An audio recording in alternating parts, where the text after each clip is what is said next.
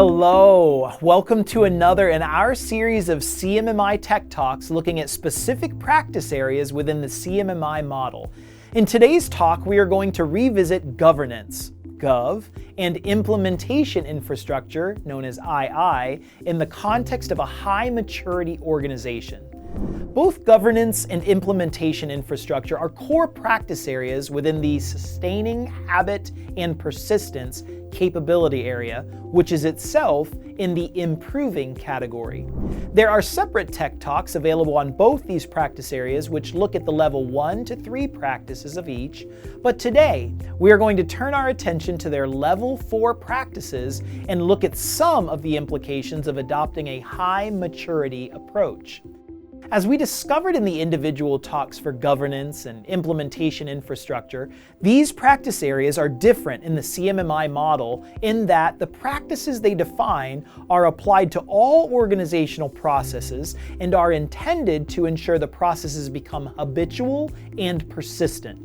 In other words, the processes embody the normal or default behaviors of the organization that are performed regardless of the amount of stress the organization or the people within that organization find themselves facing. Because these practices are applied to all organizational processes, they are closely related to the fundamental aspects of processes at the various CMMI levels. If we look at the definition of level 4, for example, here we see that as well as building on the level 3 practices, all levels above level 2 build upon and extend the previous level's practices. Level 4 processes are quantitatively managed, which means they use statistical and other quantitative techniques to detect, refine, or predict the area of focus to achieve quality and process performance objectives. Given that general description, let us look first at II 4.1, which states, develop the organizational capability to understand and apply statistical and other quantitative techniques to accomplish the work. The link here is clear. By definition, level 4 processes use statistical and other quantitative techniques, and the level 4 implementation and infrastructure practice calls for the development of such a capability to support the process implementation and improvement activities. This shouldn't come as any great surprise. Implementation infrastructure is a practice area dedicated to ensuring the necessary infrastructure is in place to support the organization's processes. So the development of techniques that enable the quantitative and statistical performance analysis of processes is clearly a key aspect of the process infrastructure for a level 4 organization. Therefore, infrastructure expectations for a high maturity organization would include the following: quantitative business objectives, quality and process performance objectives derived from those business objectives, an identified set of processes or sub-processes to be statistically managed and analysis showing how they were determined, an established set of process performance baselines, a set of process performance models, tools that support statistical analysis, training in statistical tools and techniques, demonstrated regular use of these techniques at all levels within the organization, active senior management involvement, usage and support, and continuous improvement activities. It is worth noting once again that this practice is calling for an infrastructure element to be put in place that can be used across all processes, reinforcing the idea of implementation infrastructure as a practice area that helps to support habitual and persistent processes. In many ways, high maturity is similar to marathon running. High maturity is an activity that needs to be performed over time and is not a sprint. A marathon runner needs a support team, the right equipment, and training. The marathon runner needs to be proactive almost every day as a habit to continually improve. The same is true of a high maturity organization. There is no level 5 practice for II. The process infrastructure needed to support a level 5 organization is essentially the same as for a level 4 organization. The capability that II 4.1 calls for will support the process optimization behavior characteristic of level 5. Now let us turn our attention to governance. GOV also has a single Level 4 practice. GOV 4.1 states, senior management verifies that selected decisions are driven by statistical and quantitative analysis related to performance and achievement of quality and process performance objectives. As we saw with II 4.1, the Level 4 governance practice is applicable across the full set of organizational processes. It provides direction on how senior management can support Level 4 processes by ensuring decisions are driven by appropriate analysis of the applicable performance data. Within this description is a reference to another key Level 4 concept, quality and process performance objectives, QPPOs.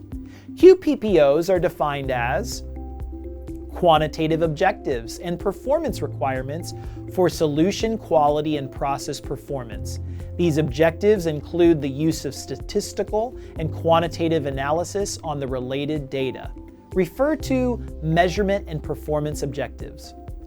When we transition to a high maturity way of working, we start to apply statistical techniques to manage and control elements of our process set. Our focus for this is driven by the quality and process performance objectives developed based on the business needs and objectives of the organization. Note there is no expectation that all elements of all our processes will be subject to statistical process control. This is impractical and unhelpful. Instead, we use our organizational needs and objectives to identify those areas where we will benefit most from applying these techniques and focus our attention on those areas. As an organization increases its capability and transitions into high maturity behavior, it will develop a very deep understanding of the capability and normal performance of its processes based on the statistical and quantitative data that it collects regarding the actual performance and effectiveness of those processes. This in turn allows us to predict the likely impact of a change to our processes and what effect this will have on the relevant process performance baselines we have established.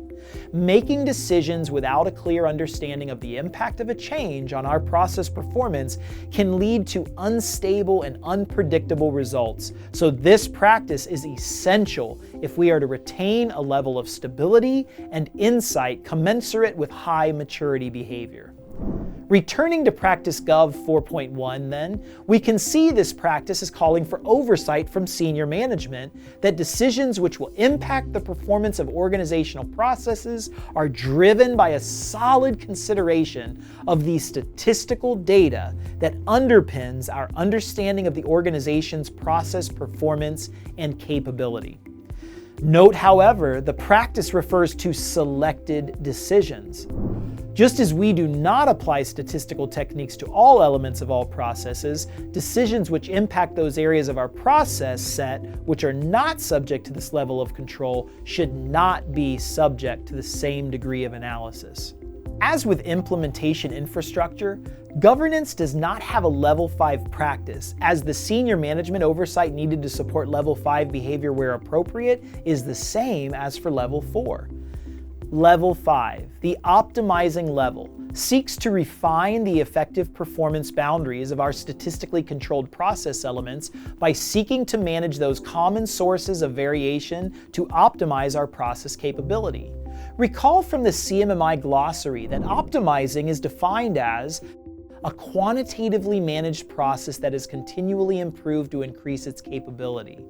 These continuous improvements can be made through both incremental and innovative improvements.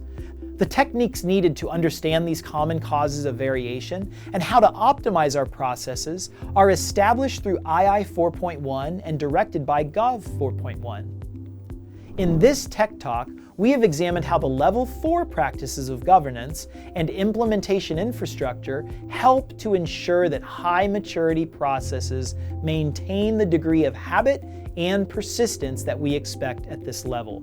If you would like to explore the other governance and implementation infrastructure practices that apply at levels 1 to 3, you may wish to view the individual Tech Talks on those practice areas. Thank you for joining us for this CMMI Tech Talk. If you have questions, please contact us at support.isaca.org.